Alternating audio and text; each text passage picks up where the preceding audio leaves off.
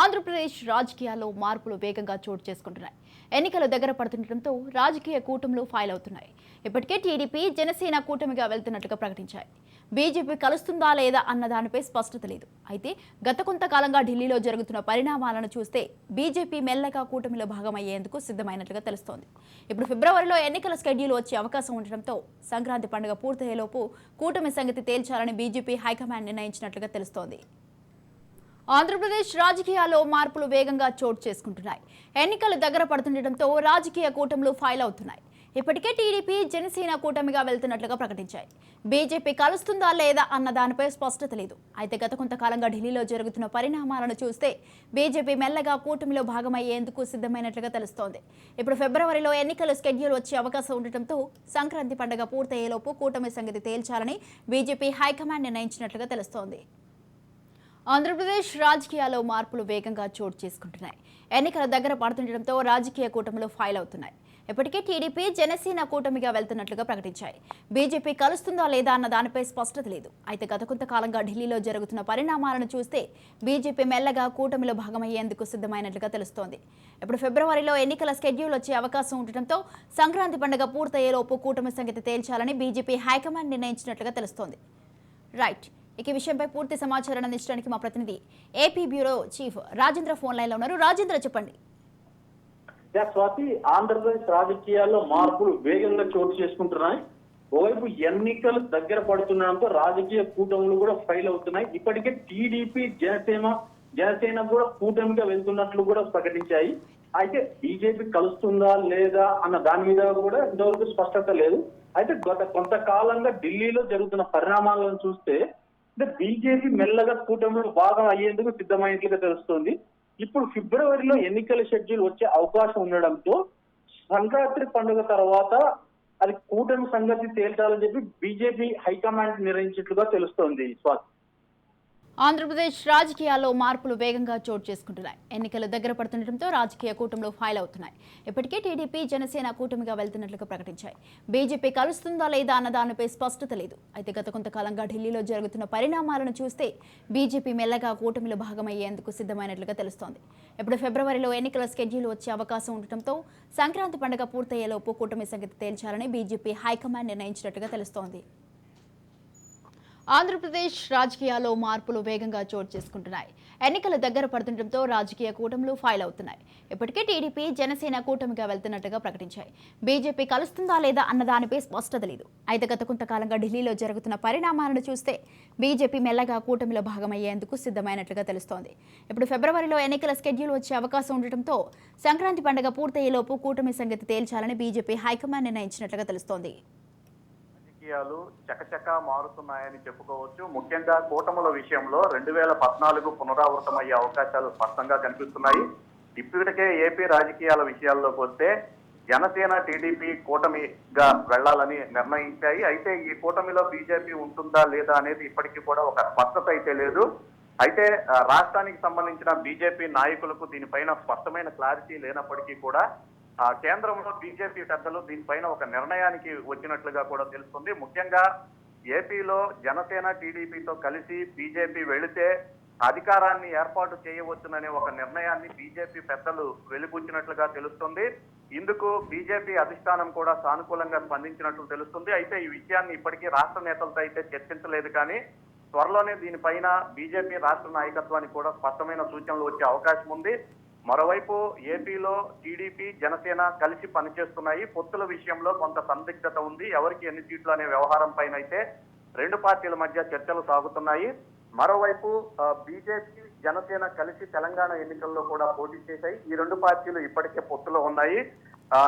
బీజేపీకి సంబంధించిన రాష్ట్ర నాయకత్వం కూడా పలు సందర్భాల్లో తాము జనసేనతో కలిసే ఉన్నామని చెప్తున్నారు. అలాగే జనసేన అధినేత పవన్ కళ్యాణ్ కూడా ఇదే విషయాన్ని స్పష్టం చేస్తున్నారు. ఈ నేపథ్యంలో బీజేపీ క్లారిటీ ఇచ్చిన తర్వాత ఈ మూడు పార్టీల సీట్ల సర్దుబాటు పైన చర్చించే అవకాశాలు కనిపిస్తున్నాయి. కేవలం బీజేపీ నిర్ణయం కోసం ఎదురు చూడటం వల్లనే టీడీపీ, జనసేనకు సంబంధించిన సీట్ల వ్యవహారం కూడా ఇంకా ఒక కొలిక్కి రాలేదని, బీజేపీ కూడా చేరితే ఎవరు ఎక్కడ ఎన్ని సీట్లలో పోటీ చేయాలి, ఎంపీ సీట్లు ఎన్ని, ఎమ్మెల్యే సీట్లు ఎన్నింటిలో పోటీ చేయాలనే అంశం పైన ఒక క్లారిటీ వచ్చే అవకాశం ఉందని రాజకీయ వర్గాల్లో అయితే జోరుగా చర్చ సాగుతుంది.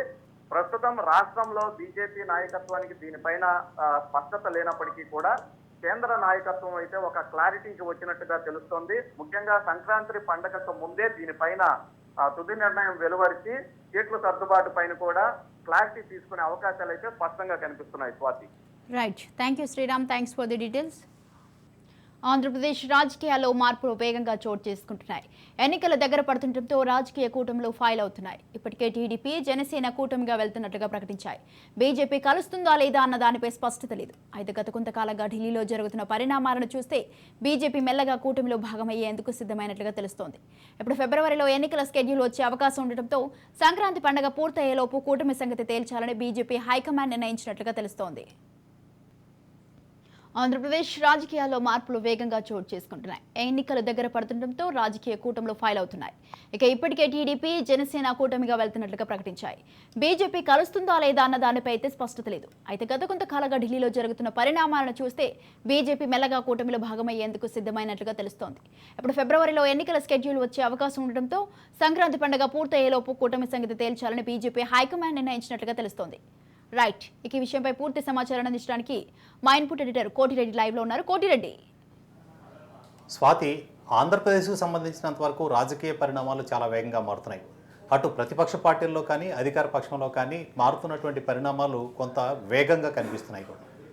అధికార పార్టీకి సంబంధించినంత వరకు అభ్యర్థులందరినీ కూడా అంటే చాలా వరకు 80-90 మంది అభ్యర్థులను మార్చేందుకోసం ప్రయత్నాలు జరుగుతూ ఉన్నాయి.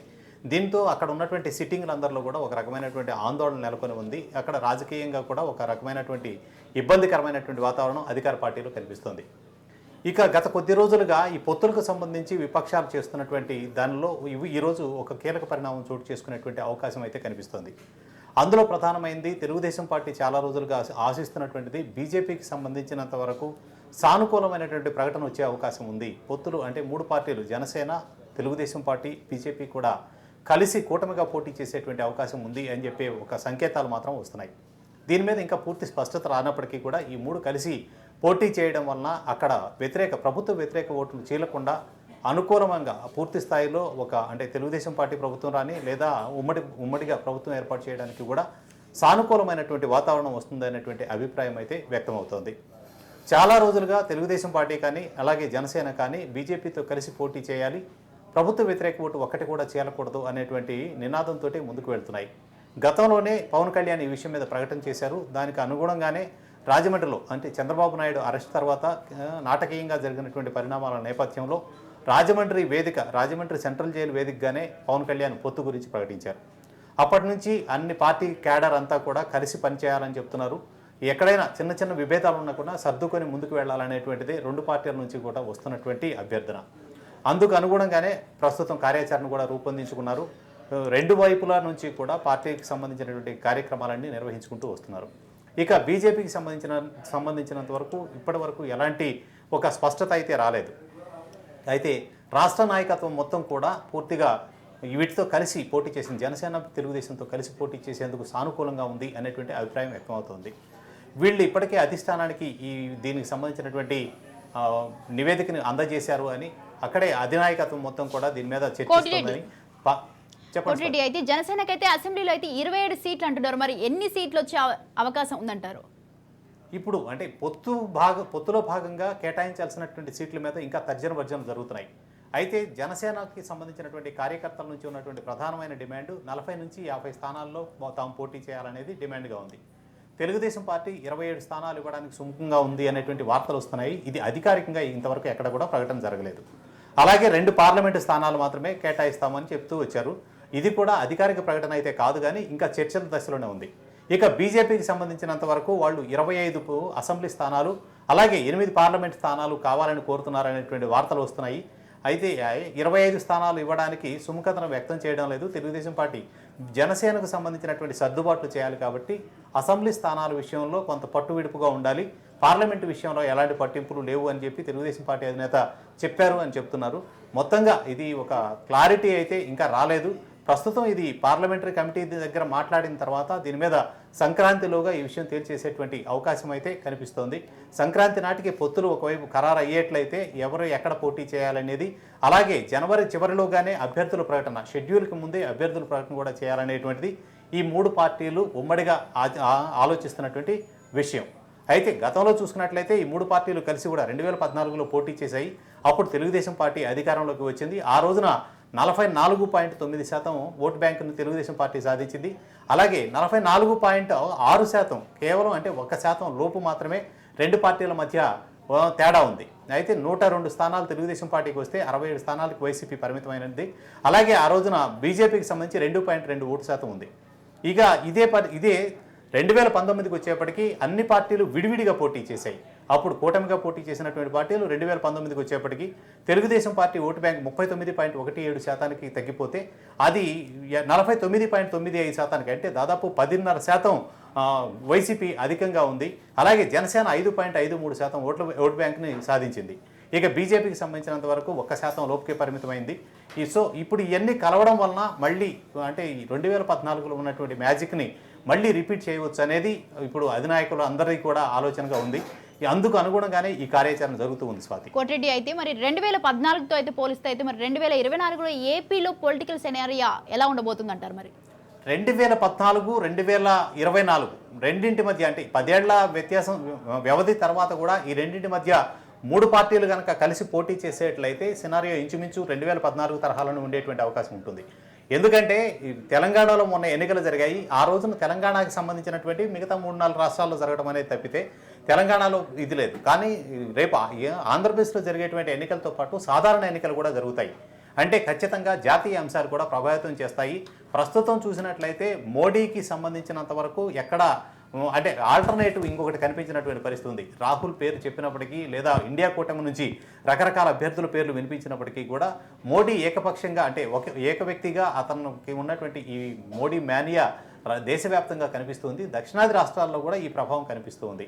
సో అది కలిసేట్లయితే బీజేపీ ఓటు బ్యాంకు 2014లో కూడా బీజేపీకి 2.2% వచ్చింది, జనసేనకి 2.8% వచ్చింది. అంటే ఈ రెండు పార్టీలు కలిపి 5% ఓటు బ్యాంకుని సాధించాయి ఆ రోజున కలిసి ఉన్నప్పటికీ కూడా. అయితే ఇప్పుడు ఈ 5%, 6% అలాగే ప్రభుత్వ ఓటు బ్యాంకు కనుక ప్రభుత్వానికి వ్యతిరేకంగా ఉన్న ఓటు కూడా కలిసి ఈ కూటమికి కనుక పనిచేసేట్లయితే 45%, 46% వరకు కూడా ఓటు బ్యాంకు సాధించేటువంటి అవకాశం ఉంది. 100 నుంచి 120 స్థానాలు సాధిస్తామనేది తెలుగుదేశం పార్టీ వర్గాల్లో ఉన్నటువంటిది. అఫ్కోర్స్ అదే తీరులో అధికార పార్టీ కూడా అదే ధీమాతో ఉంది. మాకు ఎవరి సపోర్టు లేకున్నా కూడా మేము 120 స్థానాలు సాధిస్తాం లేదా వైనాట్ 175 అనేటువంటి నినాదంతో జనంలోకి వెళ్తున్నారు. సో కానీ వాతావరణం అయితే మనం గమనించినట్లయితే రెండు పార్టీలు హోరాహోరీ వాతావరణం రాష్ట్రంలో కనిపిస్తూ ఉంది. ఇవి ఉమ్మడిగా పోటీ చేసి ప్రభుత్వ వ్యతిరేక ఓటును కనుక చీల్చకుండా ఒకే వైపు గనక విపక్షాలు గనక సాధించగలిగినట్లయితే ఖచ్చితంగా ప్రభుత్వానికి అది ఒక దెబ్బగానే మనం చూడాల్సి ఉంటుంది. స్వాతి, కోటిరెడ్డి, మరి జనసేన అయితే 50 సీట్ల వరకు అయితే ఎక్స్పెక్ట్ చేస్తుంది కదా, మరి దీనిపై అయితే ఎలాంటి క్లారిటీ వచ్చే అవకాశం ఉందంటారు? మరి జనసేన ఆశిస్తున్న దాంట్లో తప్పు లేదు. ఎందుకంటే డిమాండ్ ఉంది, దానికి తగినట్లే మాకు 40 నుంచి 50 ఫిక్స్డ్గా 50 కాదు 40 నుంచి 50 స్థానాల మధ్య కోరుకుంటున్నారు. అయితే ఇప్పుడు అక్కడ మళ్ళీ బీజేపీతో కలిసేట్లయితే కొన్ని అసెంబ్లీ స్థానాలు దానికి కేటాయించాలి. ప్రధాన పార్టీగా ఎన్ని చెప్పినప్పటికీ ప్రధాన పార్టీగా తెలుగుదేశం పార్టీ ఉంటుంది కాబట్టి ప్రధాన పార్టీ కేటాయించేటువంటి కేటాయింపులకు అనుగుణంగానే ఉండాలి. అంటే ఇప్పుడు ఉన్నటువంటి పరిస్థితుల్లో 27 అనేది ఒక ఫిగర్ అయితే బయటకు వచ్చింది. ఇది మీడియా లీకులకు వచ్చినటువంటిదే కానీ ఇది ఇంతవరకు కన్ఫర్మేషన్ మనం చెప్పలేము. 27 కాకపోవచ్చు, కానీ 30 నుంచి 35 స్థానాల వరకు కేటాయించేటువంటి అవకాశం ఉందనేటువంటిది అంతర్గతంగా మనకు వినిపిస్తున్నటువంటి మాట. దానికి బహుశా అనుకూలంగానే నిర్ణయం ఉంటుందని మనం అనుకోవచ్చు. స్వాతి, కోటిరెడ్డి, అలాగే 2014 సీన్ రిపీట్ అయితే అధికారం కూడా అలాగే మారబోతుందంటారా? మరి ఇప్పుడు అధికారాన్ని మనం నిర్ణయించలేము, అధికారం ఎలా ఉంటుంది అనేది చెప్పలేము. కానీ ప్రభుత్వం మీద ఉన్నటువంటి వ్యతిరేకత అయితే చాలా తీవ్రంగా ఉంది అనేటువంటిది. ప్రధానంగా మధ్యతరగతి, ఎగువ మధ్యతరగతి, ఉన్నత వర్గాల్లో చాలా తీవ్రమైన వ్యతిరేకత ఉంది. అలాగే విద్యావంతుల్లో కూడా గడిచినటువంటి 5 ఏళ్లలో సరైనటువంటి ఉపాధి అవకాశాలు పెరగలేదు అనేటువంటిది నిరుద్యోగుల్లో కానీ విద్యావంతుల్లో కానీ వినిపిస్తున్నటువంటి మాట. వీళ్లలో వ్యతిరేకత ఉంది. మిగతా వర్గాల్లో సానుకూలత ఉన్నప్పటికీ కూడా ఇప్పుడు ఈ వ్యతిరేకతను కనుక ఏకపక్షంగా విపక్షాలన్నీ ఐక్యంగా పోరాడి సాధించుకోగలిగినట్లయితే 2014 సీన్ రిపీట్ అవుతుంది. 2014లో ఏమీ అద్భుతమేం జరగలేదు. క్లియర్గా రెండింటి మధ్య అంటే అధికార పార్టీకి ప్రతిపక్షానికి మధ్య ఉన్నటువంటి ఓట్ల శాతం కేవలం 1%. అయితే ఈ 1% మ్యాజిక్ కేవలం ఒక పార్టీని అధికారానికి దూరం చేసింది, ఇంకొక పార్టీని అధికారానికి దగ్గర చేసింది. సో ఇప్పుడు అది రిపీట్ కాదు అని చెప్పడానికి కూడా ఎలాంటి ఆస్కారం లేదు. ఖచ్చితంగా వీరంతా ఐక్యంగా పోరాడితే అందుకు అవకాశాలు అయితే ఖచ్చితంగా ఉండేటువంటి ఛాన్స్ అయితే ఉంది. లాస్ట్గా ఒకటి కోటిరెడ్డి, సీట్లు మరి ఎక్కడెక్కడ ఇచ్చే అవకాశం ఉందంటారు? మరి సీట్లు ప్రధానంగా అంటే జనసేనకు సంబంధించినంత వరకు కూడా ప్రధాన బలం గోదావరి జిల్లా. ఉమ్మడి గోదావరి జిల్లాల్లో కొంత ఎక్కువ శాతము, అలాగే కృష్ణా గుంటూరు జిల్లాల్లో, అలాగే ఉత్తరాంధ్ర జిల్లాల్లో మాత్రమే ఉంటుంది. రాయలసీమ వైపు పెద్దగా దృష్టి పెట్టేటువంటి అవకాశం లేదు. ఎక్కువగా గోదావరి జిల్లాల మీదే ఫోకస్ చేసి అక్కడ సీట్లు ఎక్కువ భాగం అడిగేటువంటి అవకాశం ఉంది. అలాగే గతంలో పోటీ చేసినటువంటి 2 స్థానాలు కాకుండా ఈసారి పవన్ కళ్యాణ్ కూడా భీమవరంకే పరిమితం అవుతారనేటువంటి వార్తలు కూడా వస్తున్నాయి. అంటే ఒకే చోట పోటీ చేసి అక్కడ మాత్రమే కాన్సన్ట్రేట్ చేయడం వల్ల ఈసారి గెలుపు ఈజీ అవుతుందనేది ఆయన అభిప్రాయం అని చెప్తూ ఉన్నారు. అందుకని గోదావరి జిల్లాల మీద జనసేన కాన్సన్ట్రేట్ చేస్తుంది. అలాగే కొన్ని చోట్ల వైజాగ్, మిగతా ఇతర కొన్ని చోట్ల రాయలసీమలో 1-2 చోట్ల ప్రధానంగా బీజేపీ పోటీ చేసేటువంటి అవకాశం ఉంటుంది. బీజేపీకి ప్రత్యేకంగా ఇక్కడ బలమైన స్థానం అని చెప్పుకోవడానికి ఏమీ లేవు, కానీ రాష్ట్ర వ్యాప్తంగా ఉన్నటువంటి రాయలసీమ జిల్లాలు కానీ, ఉత్తరాంధ్ర కానీ, అలాగే కోస్తా జిల్లాల్లో కానీ కొన్ని చోట్ల కేటాయింపులు అంటే తక్కువే ఉంటాయి. బహుశా వాళ్ళు 25 స్థానాలే అడుగుతున్నారు. ఇప్పుడు 10 నుంచి 12 లేదా 12 స్థానాలకే దాదాపు పరిమితం అవ్వచ్చు. కాబట్టి అక్కడక్కడ ఒక్కొక్క ప్రాంతానికి 2-3 స్థానాల చొప్పున బీజేపీ కేటాయించే అవకాశం ఉంది. జనసేన మాత్రం ఎక్కువగా ఉభయ గోదావరి జిల్లాల మీదే, ఉమ్మడి ఉభయ గోదావరి జిల్లాల మీద ఎక్కువగా కాన్సన్ట్రేట్ చేసేటువంటి అవకాశం కనిపిస్తుంది. Swathi. Right. Thank you Koti Reddy. Thanks for the details. Andhra Pradesh రాజకీయాల్లో మార్పులు వేగంగా చోటు చేసుకుంటున్నాయి. ఎన్నికలు దగ్గర పడుతుండటంతో రాజకీయ కూటమిలో ఫైల్ అవుతున్నాయి. ఇప్పటికే టీడీపీ, జనసేన కూటమిగా వెళ్తున్నట్లుగా ప్రకటించాయి. బీజేపీ కలుస్తుందా లేదా అన్న దానిపై అయితే స్పష్టత లేదు. అయితే గత కొంతకాలంగా ఢిల్లీలో జరుగుతున్న పరిణామాలను చూస్తే బీజేపీ మెల్లగా కూటమిలో భాగం అయ్యేందుకు సిద్ధమైనట్లుగా తెలుస్తోంది. ఇప్పుడు ఫిబ్రవరిలో ఎన్నికల షెడ్యూల్ వచ్చే అవకాశం ఉండటంతో సంక్రాంతి పండుగ పూర్తయ్యేలోపు కూటమి సంగతి తేల్చాలని బీజేపీ హైకమాండ్ నిర్ణయించినట్లుగా తెలుస్తోంది. ఆంధ్రప్రదేశ్ రాజకీయాల్లో మార్పులు వేగంగా చోటు చేసుకుంటున్నాయి. ఎన్నికలు దగ్గర పడుతుండటంతో రాజకీయ కూటములు ఫైల్ అవుతున్నాయి. ఇప్పటికే టీడీపీ, జనసేన కూటమిగా వెళ్తున్నట్లుగా ప్రకటించాయి. ఇటు బీజేపీ కలుస్తుందా లేదా అన్న దానిపై అయితే ఇంకా స్పష్టత రాలేదు. అయితే గత కొంతకాలంగా ఢిల్లీలో జరుగుతున్న పరిణామాలను చూస్తే బీజేపీ మెల్లగా కూటమిలో భాగమయ్యేందుకు సిద్ధమైనట్లుగా తెలుస్తోంది. ఇప్పుడు ఫిబ్రవరిలో ఎన్నికల షెడ్యూల్ వచ్చే అవకాశం ఉండటంతో సంక్రాంతి పండుగ పూర్తయ్యేలోపు కూటమి సంగతి తేల్చాలని బీజేపీ హైకమాండ్ నిర్ణయించినట్లుగా తెలుస్తోంది. రైట్. ఈ విషయంపై పూర్తి సమాచారాన్ని అందించడానికి మా ప్రతినిధి సుదర్శన్ ఫోన్ లైన్ లో ఉన్నారు. సుదర్శన్, ఏపీ రాజకీయాల్లో ఇదొక బ్రేక్ త్రూ న్యూస్ అని చెప్పవచ్చు. ఏపీలో పార్టీల పొత్తుల విషయానికి సంబంధించి ఢిల్లీలో స్పష్టమైన డెవలప్మెంట్స్ కనిపిస్తూ ఉన్నాయి.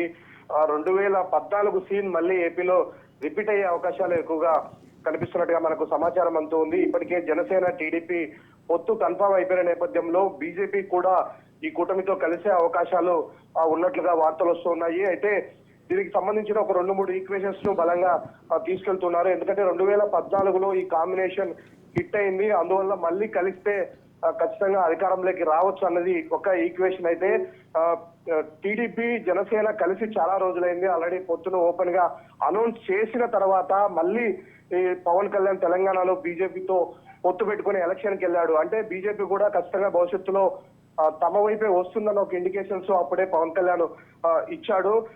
ఒకవైపు ఫిబ్రవరిలోనే నోటిఫికేషన్ వస్తుంది అని ప్రచారం జరుగుతున్న నేపథ్యంలో ఇప్పటికే వైసీపీ పెద్ద ఎత్తున పార్టీ అభ్యర్థులను మార్చబోతుంది. అయితే టీడీపీ నుంచి సీట్ల సర్దుబాటు విషయం ఈ రోజు రేపు అన్నట్టు వాయిదా పడుతూనే ఉంది.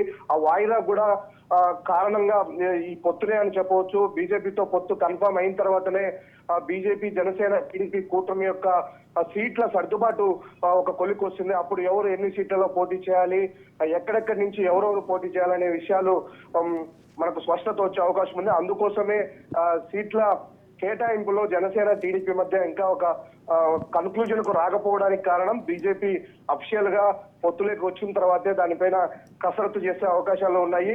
వీటన్నిటి పరిణామాల నేపథ్యంలో బీజేపీ కింద కలిస్తే వాళ్ళు మెజారిటీగా వాళ్ళు సెంట్రల్ లోనే ఫోకస్ చేస్తారు కాబట్టి ఖచ్చితంగా ఎంపీ సీట్లు ఎక్కువగా బీజేపీ నుంచి డిమాండ్ వినిపిస్తున్నట్టుగా ఉంది. అయితే ఆ ఎంపీ సీట్లు ఇవ్వడానికి ఇప్పటికే చంద్రబాబు నాయుడు సూచనప్రాయంగా కొంత అంగీకరించినట్టుగా కూడా మనకు సమాచారం అందుతూ ఉంది. ముఖ్యంగా ఎంపీ సీట్ల విషయంలో బీజేపీ ఆశించిన మేరకు సీట్ల కింద కేటాయిస్తే ఖచ్చితంగా పొత్తులోకి వచ్చే అవకాశం ఉంది. దాంతో బీజేపీ, జనసేన, టీడీపీ ఈ కాంబినేషన్ మరోసారి ఎన్నికల బరిలోకి రాబోతుంది ఏపీలో. అయితే దీన్ని అనుసరించి వైసీపీ ఎలాంటి స్టెప్ తీసుకోబోతుంది అన్నది కూడా ఇప్పుడు ఆసక్తికరంగా మారింది. ఎందుకంటే ఒకవైపు ఏపీలో ఉన్నటువంటి బీజేపీ నేతలు వైసీపీ ప్రభుత్వాన్ని విమర్శిస్తున్నప్పటికీ ఇప్పటివరకు కూడా పైన ఢిల్లీలో మాత్రం జగన్ కి ఎప్పటికప్పుడు కావాల్సినటువంటి సహాయ సహకారాలు అందుతూనే వచ్చాయి.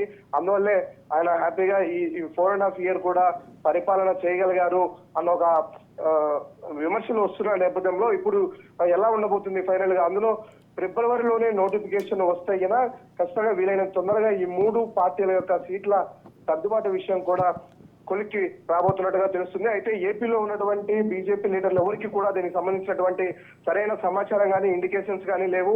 వ్యవహారం మొత్తం కూడా ఢిల్లీలో నడుస్తూ ఉంది. అంటే వ్యూహకర్తలుగా చెప్పుకునే రీసెంట్ గా ప్రశాంత్ కిషోర్ వచ్చి చంద్రబాబుతో సమావేశం అయినది కూడా ఈ పొత్తుల్లో భాగంగానే చర్చించడానికి ఆయన వచ్చాడు. సీట్ల సర్దుబాటు విషయం మాట్లాడడానికే బీజేపీ దూతగా ఆయన వచ్చాడన్న కొంత ప్రచారం కూడా జరిగింది. కొంత దాన్ని కూడా మనం ఈ వార్తతో కొంత ధృవీకరించాల్సిన అవకాశం ఉంది. అక్కడ మొత్తం ఏపీ పాలిటిక్స్ డెవలప్మెంట్ మొత్తం కూడా ఢిల్లీ కేంద్రంగానే జరుగుతుంది. చంద్రబాబు నాయుడు అరెస్ట్ అయ్యి లోపల ఉన్నప్పుడు కూడా ఎక్కువ రోజులు లోకేష్ ఢిల్లీలోనే ఉన్నాడు. అప్పుడు కూడా కొన్ని చర్చలు జరిగాయి, కొన్ని ఇండికేషన్స్ బీజేపీ నుంచి వచ్చాయి. అయితే ఇప్పుడు ఇది పూర్తి స్థాయిలో ఫైనల్ కు వచ్చినట్టుగా తెలుస్తుంది. ఇక కూర్చొని ఏ సీటు ఎవరిది అన్న విషయానికి ఒక క్లారిటీ వస్తే మాత్రం అఫీషియల్ గా ఈ పొత్తును త్వరలోనే అనౌన్స్ చేసే అవకాశాలు అయితే మనకు కనిపిస్తున్నాయి. Right. Thank you Sudarshan. Thanks for the details.